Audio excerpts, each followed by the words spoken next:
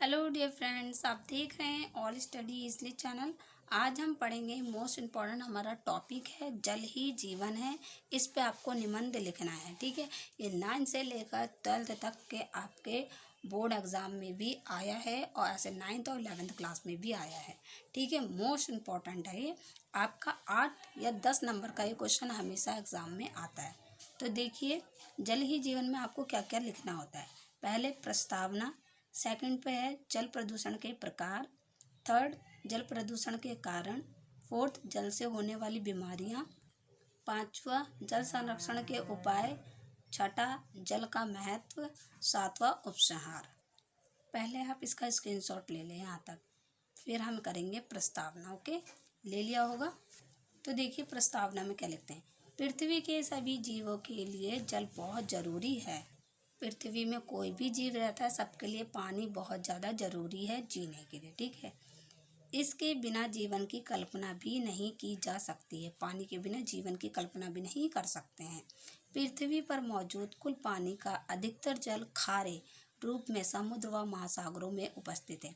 देखिए, समुद्र और आपका महासागर, इसमें क्या है, खारा पानी होता है, अधिकतर वहीं पर है पानी, ठीक है। पीने का बहुत कम पानी हमारे धरती पर है। पृथ्वी का 70% जल धरती पर घिरा हुआ है। कितना कितना घिरा हुआ है? 70%। हमें अधिक से अधिक जल बचाना चाहिए।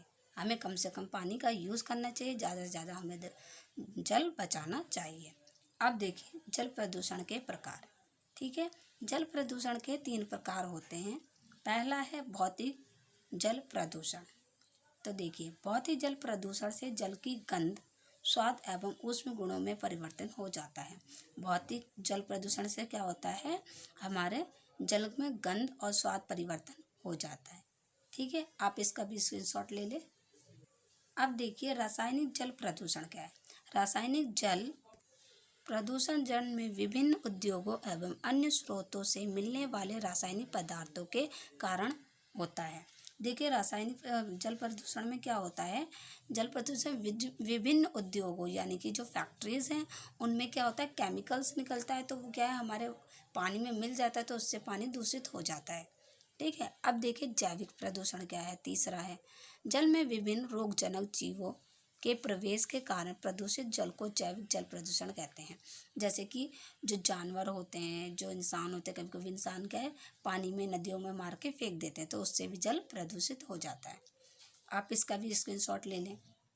अब देखिए, घरेलू तथा कृषि कार्यों में प्रयोग होने वाले जल का जल स्रोतों में मिलना, औद्योगिक क्षेत्रों में प्रयोग हुए जल का जल स्रोतों जैसे नदियों, तालाबों, नहरों आदि में मिलना, घरेलू औद्योगिक चिकित्सीय अपशिष्ट पदार्थों तथा कचरे का जल स्रोतों में मिलना, प्राकृतिक आपदाएं जैसे बाढ़, सुनामी, भूस्खलन आदि।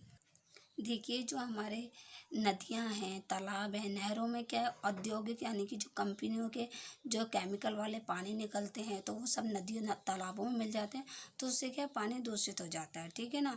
और जैसे सुनामी आती है, भूस्खलन आते हैं, बाढ़ आती है, तो इसमें कई घर भी बह जाते हैं, जानवर बह जाते हैं, इंसान बह जाते हैं।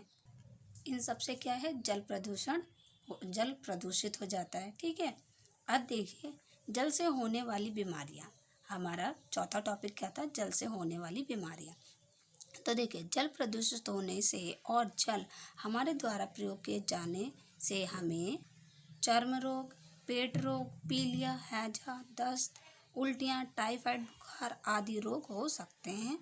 गर्मी व बरसात के दिनों में इनके होने का खतरा ज़्यादा होता है। देखिए, जल से कौन कौन सी बीमारियां हो सकती हैं, हमें चर्म रोग, पेट दर्द होना, पीलिया, हैजा, दस्त, उल्टी, टाइफाइड बुखार, तो प्रदूषित जल से हमें ये सब दिक्कतें हो सकती हैं। आप इसका भी स्क्रीनशॉट ले लें।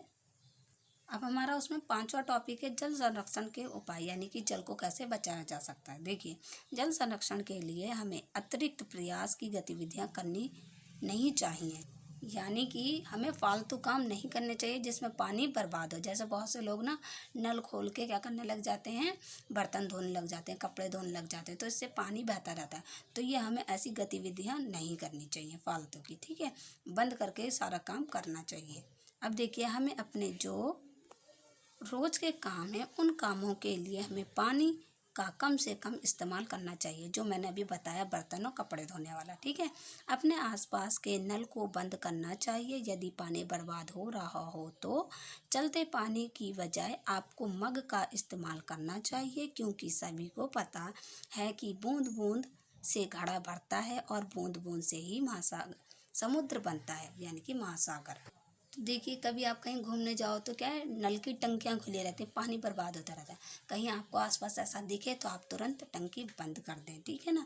और देखिए, बूंद बूंद से घड़ा भरता है, सभी को पता है। जैसे एक एक रुपए से क्या करते हैं, आप अपना घर बनाते हैं। जैसे एक एक ईंट जुड़ के हमारा घर बनता है, वैसे ही बूंद बूंद से घड़ा भरता है और बूंद बूंद से समुद्र बनता है। ठीक है, आप इसका भी स्क्रीनशॉट ले लें। अब देखिए हमारा जल का महत्व। ठीक है, जल पृथ्वी पर स्थित सभी पेड़ पौधों जीव जंतु के लिए बहुत महत्वपूर्ण है। सभी को पता है कि पानी बहुत ज़्यादा जरूरी है, क्योंकि धरती का कोई भी जीव पानी के बिना जीवन की कल्पना भी नहीं कर सकता। क्योंकि जल का प्रयोग हम केवल पीने के लिए नहीं, बल्कि नहाने, कपड़े धोने, खाना बनाने इत्यादि के लिए करते हैं। सभी को पता है किन किन कामों में हम पानी का यूज़ करते हैं। अब देखिए उपसंहार। ठीक है, मनुष्य ने अपने स्वार्थ के लिए प्रकृति का संतुलन बिगाड़ दिया है और अपने लिए भी खतरा पैदा कर रहे हैं। हम सभी को पानी का महत्व समझना चाहिए। यदि पानी की कमी आ गई तो मनुष्य का जीवन और कठिन हो जाएगा। ठीक है, पानी की कमी आ गई तो सभी को पता है हमारा जीवन क्या है, और ज़्यादा कठिन हो जाएगा, और हमारी आने वाली पीढ़ी का भी। ओके, आप इसका भी एक स्क्रीनशॉट ले लें। तो ये था हमारा जल ही जीवन पर निबंध। आई होप आपको अच्छा लगा, समझ में आया। तो प्लीज़ मेरे चैनल को सब्सक्राइब करें, वीडियो को लाइक करें और ज़्यादा से ज़्यादा अपने फ्रेंडों को शेयर करें। बोर्ड एग्ज़ाम की आपको तैयारी करनी है तो आप मेरे चैनल को सब्सक्राइब कर लीजिए। 9th 11th 12th तक की आपको सारी वीडियोज़ यहाँ पर मिलेंगी। ठीक है, थैंक यू।